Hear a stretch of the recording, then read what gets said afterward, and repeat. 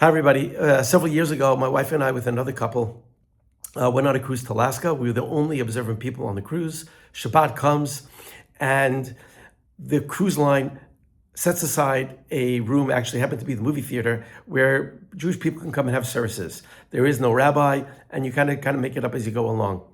So I had no interest in going. I figured, look, I'm the only religious person. I'll daven on the deck and relax. And my friend said to me, hey, there are a lot of Israelis, other Jews here. It's important that you come. And I really didn't want to go, but reluctantly I went. He was right. So great, we get there, and there's about several dozen other Jews on this thing, and there's a grape juice set up, and there's white pound cake set up, and everybody said, oh, can I make a motzi? Great, fine. And then the question came up, who's going to lead services?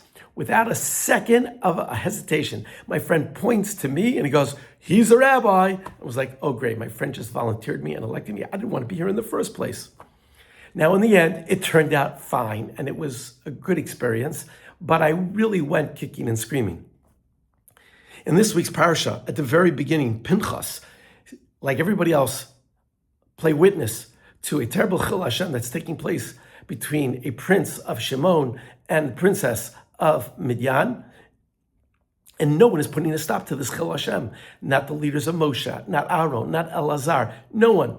And Pinchas is looking around like, this got to stop. So without taking everything into account, what might be the consequences of my actions, he runs and he puts a stop to it. And Hashem says, Hishivat chamosi, he has kind of restored my anger, kind of like means he's calmed my anger, me'al b'nei Yisrael, b'kinoet kinasi, from my great jealousy, b'tocham, among them. So what does the Torah have to tell b'tocham, among them? We know where it took place.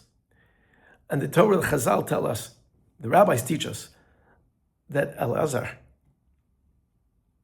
Pinchas, didn't make an accounting of what would happen, what might be the consequences of his actions. He just knew that something had to be done.